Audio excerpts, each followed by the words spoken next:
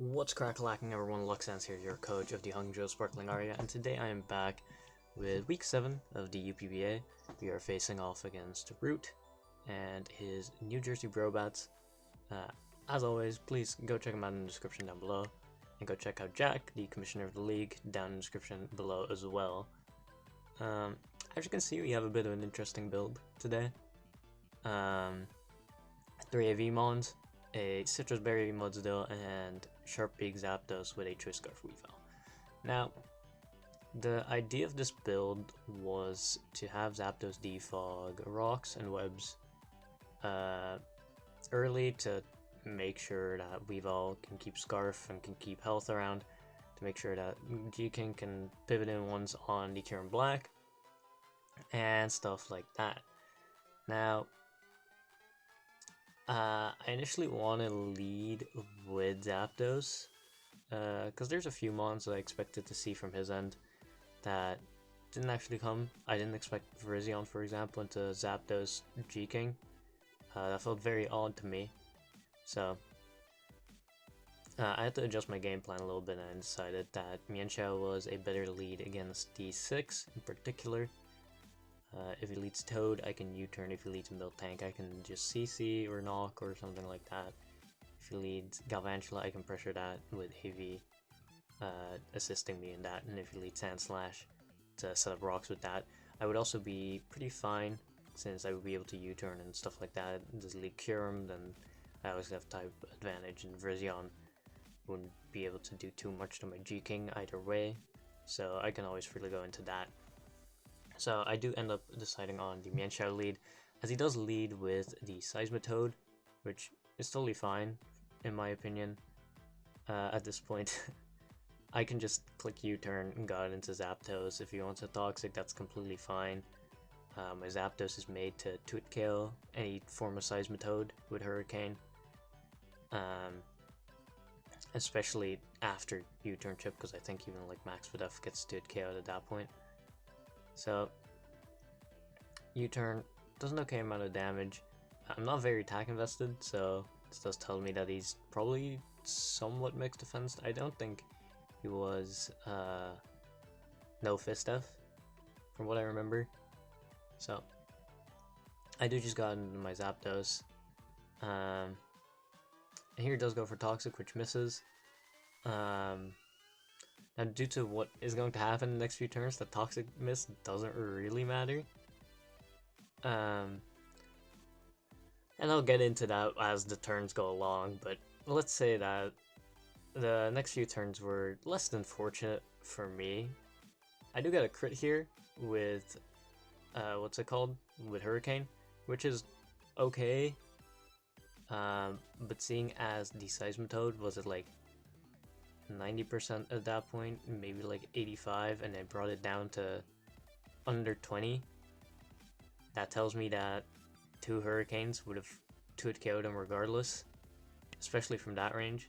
So if I hit 2 Hurricanes here, I can just prevent rocks, because from the fact that he led this, I would presume it is a rocks. I can just prevent rocks, but unfortunately we do miss, which is the risky run with Hurricane, obviously. And that's fine by me, because at this point, I still kill the Seismitoad. I still would have killed the Seismitoad with a Hurricane. So, I don't mind that too much. I decide to go for Defog here, just to scout what he wants to do. Maybe he wants to like Scald, maybe he wants to knock. To try and get rid of my item, or to get some extra damage on this.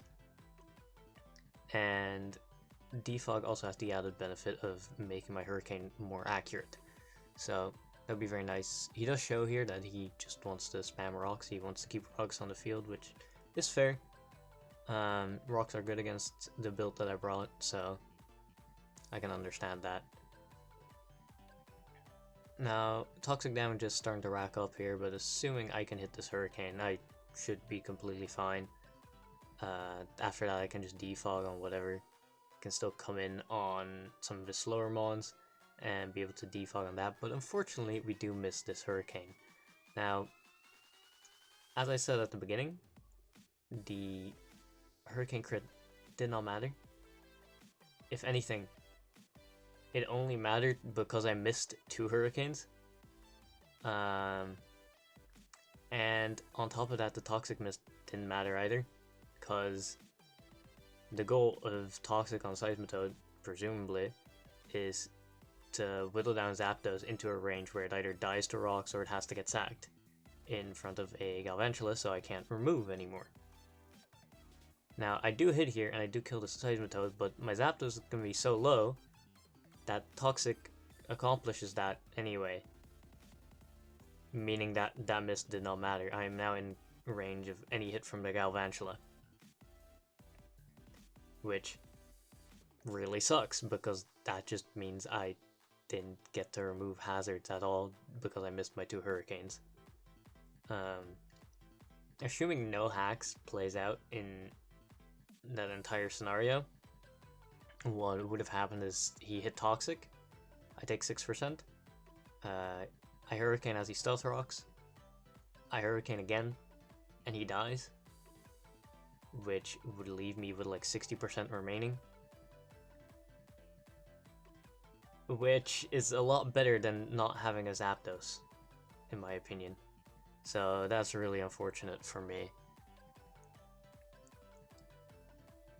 So, I can't switch out, because I'm Short Beak. If I switch out and switch back in, I'm dead anyway. So, in case he gets greedy and sets webs here, I decided to click Defog anyway. Just to make sure that I would potentially be able to remove those. Now, I want to go into Weavile here, because Weavile kills any form of Galvantula with Triple Axle from full. With my set specifically, that is. However, because of rocks, I didn't feel comfortable doing that. I need health on Weavile to be able to click Triple Axle and click Knockoff, because since I don't know any of his sets right now, if he's like a Rocky Helmet Miltank, I click Triple Axle into that. I will take rocks damage plus 30 hits of Rocky Helmet potentially, leaving me with only 1 more Weavile switch in. So I straight up can't go into that. Now, he goes for a Sticky Web here, which again is really unfortunate because I essentially got cucked out of being able to remove those. As I do go for Earth Power because it's a neutral play here. I think about what I should click next, and I figured that Flash Cannon was my best play here. Flash Cannon, after doing some calcs, kills the Galvantula from this range roughly, and it would cover the incoming Virizion if he expected me to Earth Power again. I also debated going for Aura Sphere, but that wouldn't kill the Galvantula from this range, so Flash Cannon overall was just a better play. If the Miltank wants to come in, I can always Aura Sphere after. If the Sand Slash wants to come in, I get most amount of damage on that too without clicking Draco. So in the end, Flash Cannon seemed like the best neutral play for me. Yeah, as he does Volt Switch out, and I don't really take much damage because of my AV, I do go for the Flash Cannon, and this does an okay amount. It's nothing spectacular, but that's about what I expected. As I said before, Virizion can't really touch G-Slowking in any meaningful manner, so it felt incredibly free just to go into G-Slowking. Like, the best thing he has to touch me is Mega Horn, so I was not worried about this whatsoever. As I think he goes for sub here, because this is a sub Virizion, which I don't really know why, personally. It doesn't really seem that good in this matchup, so I was a little confused by that. And as you can see, G-Slowking just comes in, all the hazards and stuff are obviously happening, and he does go for sub, which seemed fine. Like, he can't touch me, so I'm not worried whatsoever about him setting up a sub. He can SD and then Mega Horn and not kill. So I just go for Sludge Bomb here, break sub, allows me to scout what he's doing. He didn't bring a Steel type, from what I remember, so he gets a very small amount of damage with the Leaf Blade as I break a sub here. And I think on this turn, after leftovers happen and stuff like that, obviously, I think I go for Scald here because it covers the Miltank and it covers the Sand Slash, which are the main two I am worried about. Now he could go Sand Slash here as like an aggressive read on Sludge Bomb or something like that, and then he could go Miltank, seeing as that would not care too much. And if I can get a burn on either of those, that's even better. Poison is a little more preferable on Miltank, but I can always go for Sludge Bombs later to try and get a poison with that. We do get the Scald here on the Miltank. We don't get the burn, unfortunately, as it would have been a nice chip for that. Now right here, I do go out into Mienshao, I think. That, or I just go for Sludge Bomb to scout what he wants to do. I don't really want to take too much damage on this G-Slowking, as I mentioned. It is a potential Kyurem-Black pivot in case he's special Kyurem-Black. So I do end up deciding to go out into my Mienshao, which should be able to take on this Miltank fairly well. I don't really care about it getting body slammed or anything like that, as there's already webs up, I'm already going to be slower. As he does reveal the Sandstorm here, which leads me to believe that his Sand Slash is probably like Sand Rush, SD, something like that. Now, right here, I think about my play for a little bit on whether I want to go for CC or Knockoff. I gravitate towards Knockoff, as you can already see. I felt like Knockoff was the better play, because in case he stays in with like a Chople Berry counter set, then I would get rid of the Chople Berry and take less damage, obviously, than close combat would do to me. Or if he wants to do like CC with Body Slam and stuff like that. Now he does have speed here, which is a little unfortunate, but he does show that he is in Seismic Toss, which is a lot easier for me to pivot around, as he does reveal to be the Smooth Rock after a knockoff, which is completely fine by me. I think I just go for a U-turn here, thinking that he might want to preserve the Miltank by going for by doubling out or something like that, or by going for Milk Drink or something like that, since my Mienshao doesn't outgo his Miltank.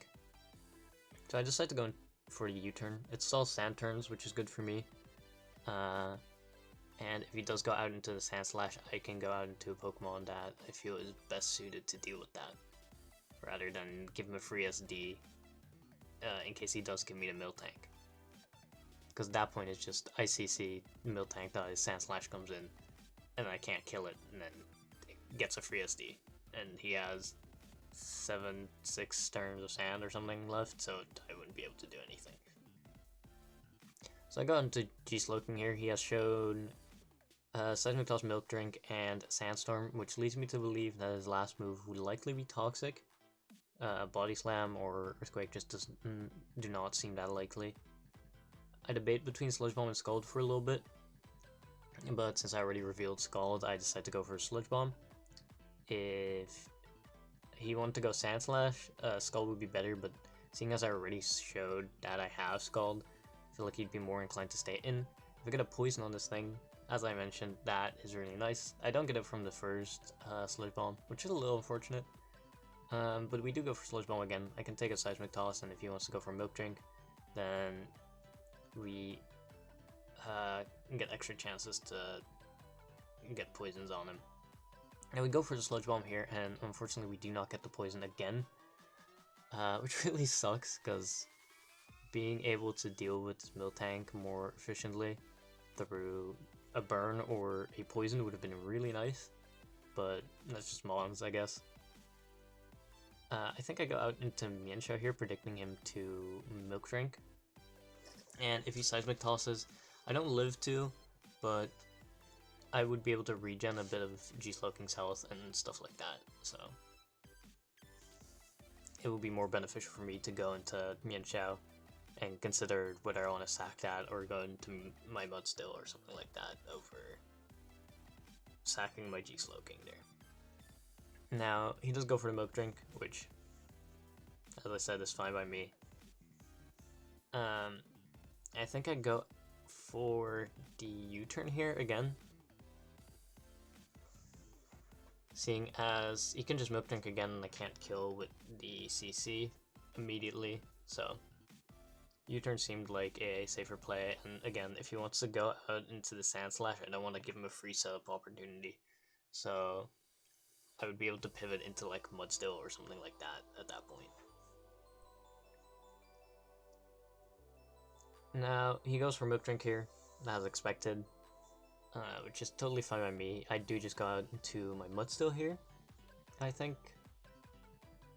At least that's what I think I did, since Mudstill has a shitload of HP and can take Seismic Tosses and stuff like that pretty well. Oh no, I go into G-Slowking to be able to get the stamina boost first, and then see if he wants to Toxic or anything like that from there. Now, takes a bit of chip, stuff like that, 69 health, nice, and right here I do just go out into the Mudstill. I figured if he Seismic Tosses me, then I'll take, what, 50 damage? He can't ever, like, kill me with Seismic Toss, so at that point he would have to reveal Toxic on the next turn, which doesn't risk my Citrus Berry, which is nice for me. Sandstorm does end, which is good because now without Smooth Rock, Sandstorm feels a lot less worrying for me. I just go for the Body Press, assuming that he wants a Toxic here, as he does, which is totally fine by me. As you saw, I do have Rest Hawk, so getting status on this isn't my biggest concern. Do a good bit of chip with the Body Press at +1, and right here I expect him to want to go for a Milk Drink, since this is his way to set up Sand for the Sand Slash, which seems to be his win con, or at least his breaker. So I just go for the rest here, getting rid of the poison, not activating my Citrus Berry, and overall just giving me the best possible positioning for that. So he does go for the Sandstorm here, which was a little odd to me. I figured that health on Miltank would be more important, but if you think I'm not Rest, I can see why Sandstorm would be a favorable play. You already are getting chipped with Toxic at that point, so I can understand that play. Right here I think I just go for Sleep Talk. If I roll Earthquake or Body Press at this point, he dies. If he goes for Milk Drink, then he's just delaying the inevitable of me getting a Body Press roll and killing. Now he does go for the Seismic Toss here, which brings me up to +2, which is pretty nice for me, as I just go for the Body Press thanks to my Sleep Talk. And we do kill the Miltank, which is really nice. This Mon was kind of obnoxious to deal with, thanks to the combination of Webs plus Sandstorm, but we did manage.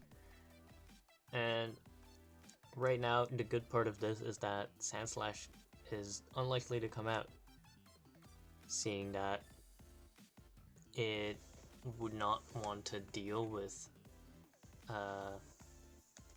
what's it called?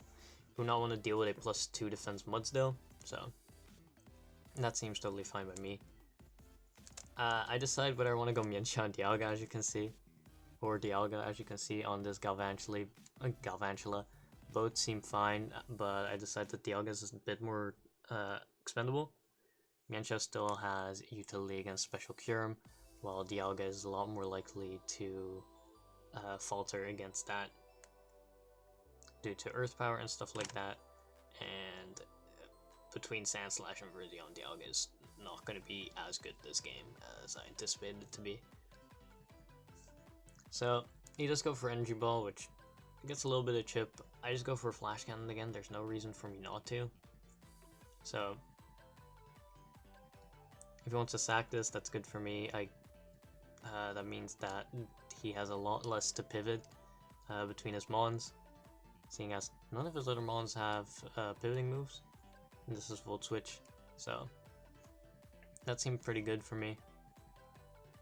As I think he might just go out into the Virizion with Volt Switch here, which again is fine by me. I get free chip on that thing. And as I said, it's not the biggest threat, so I don't really care about what it does really. Now he does bring out the Virizion. I do just get my flash cannon off on this thing. As we get him below half, I think, now? Yeah. We get a good bit of damage, gets him below half. He's just about in range to where he can make one sub, I feel.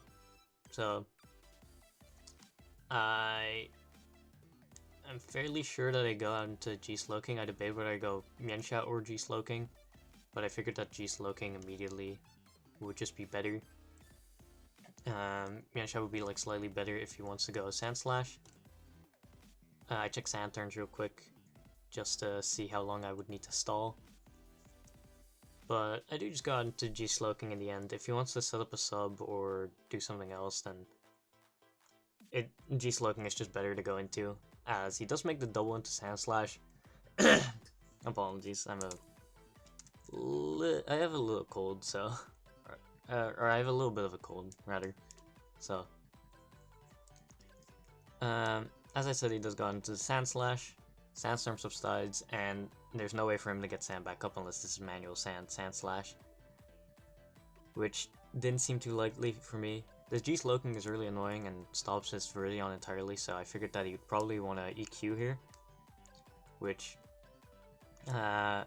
leads me to debate whether I want to sack my Dialga or my Mienshao. I end up deciding that I want to sack Dialga more than Mienshao, since it feels less, what's the word? Feels like my most expendable mon, seeing as both the, what's it called? The G-Slowking is needed for the Virizion. The Galvantula I can beat with my G-Slowking or my Mienshao. And Mudsdale I need for the Kyurem-Black, funnily enough. And this Weavel's the only thing that outspeeds anything on his team right now because of Scarf. So I go Dialga. I debate again, do I want to sack Dialga or do I want to sack Mienshao, seeing as he has D'd. And I decide to just stay in. If he rapid spins on my Mienshao, then that's really bad. So Draco is my play. If he rapid spins, then I get a massive chunk of damage on this thing. And if he EQs, then my Dialga goes down, which is completely fine by me. Dialga goes down, and I do just immediately go into Weavile. I don't really have another play, so Assassin comes out, and we do just click the triple axle here.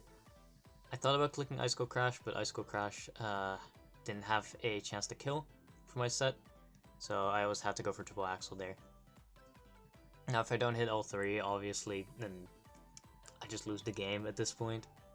So I do need to hit my moves here.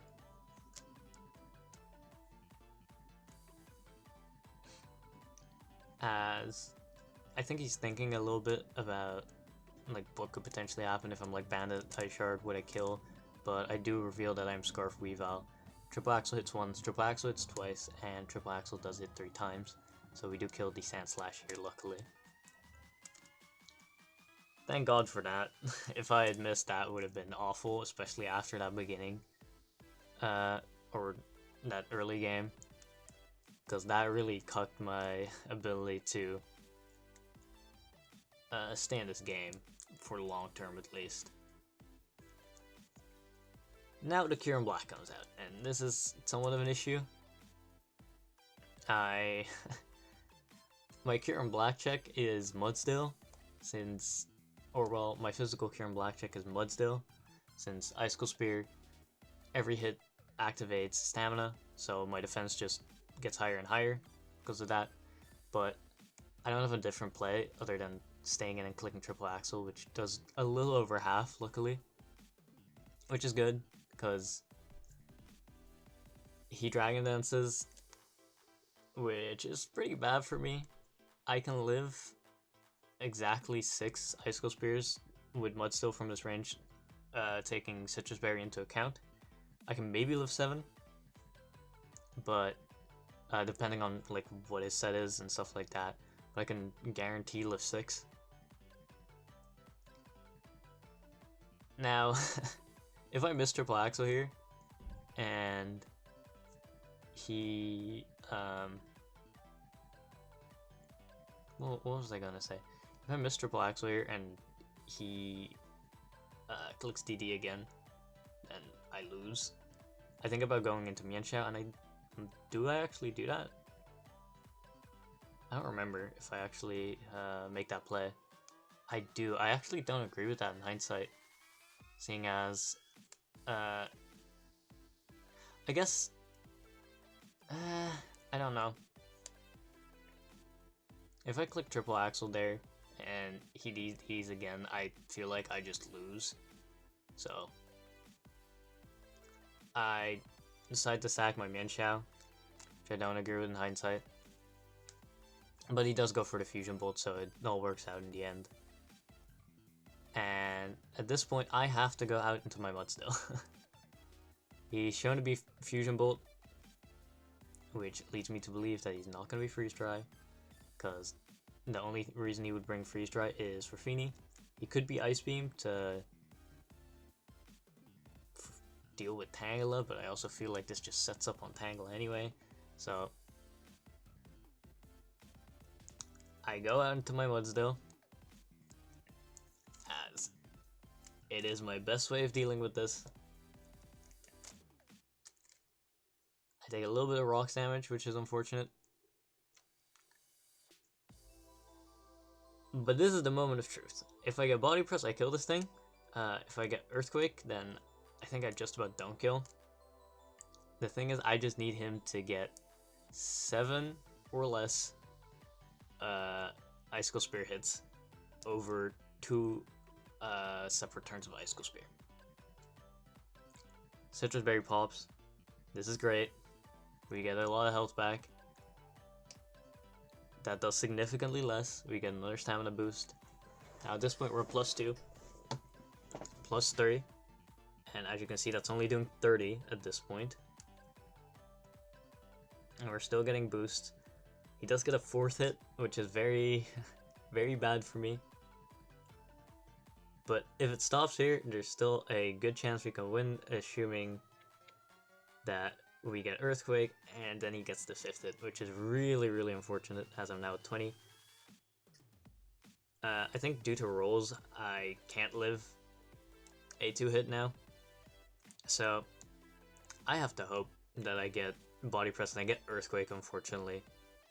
However, it does crit, so we got bailed out a little bit, which I think, if you want to argue about it, then I feel like that makes up a bit for the horrendous early game that I got. But I don't really believe in that, so I got bailed. And at this point, the game is kind of over. He has a Galvantula and he has a Virizion, neither of which can beat my G-Slowking. So at this point, I have pretty much won the game. I'm pretty sure I just rest here in case he wants to do something funny. Maybe I Earthquake or Body Press. Oh yeah, Body Press in case he wants to go out into his Virizion, just in case, for any reason in particular. He does just go for the Energy Ball, which, that's fine. As I just go out into my G-Slowking. I'm pretty sure I just go for Sludge Bomb as well. There's no reason for me not to. If he Bug Buzzes into, like, Leaf Blade that doesn't kill. And even then, I do still have my Scarf Weave in the back, which I know that this isn't Scarf. I know that the Verzion isn't Scarf, so assuming I hit my moves, I win this game with that anyway. But he does go for the Bug Buzz here, which, again, that's totally fine. Doesn't do like any damage because of AV. And now he goes out into Virizion, and his best move to hit me, as he showed earlier, was Leaf Blade. So we do pick up the win here, 2-0. Now, GG to Rewt. As I said, pretty hacksy game. More so in my favor towards the end, more so in his favor towards the beginning. Which is always unfortunate. It's never fun to have these types of games where the game doesn't really feel in control of either of the people, or like a back and forth or anything, and more so the game just kind of doing whatever the fuck it feels. But that is the game we play. Next week, we play... Who was it again? Oh my god, I'm blanking so hard. Next week, we play Gert Bilbo and his Old Town Ice Cube, I want to say? I want to look that up real quick, just to make sure that I'm not saying anything wrong. Let us see. I do know we face a Gert Bilbo next week, however. And his... Let's see. Old English Ice Cube. Almost had it.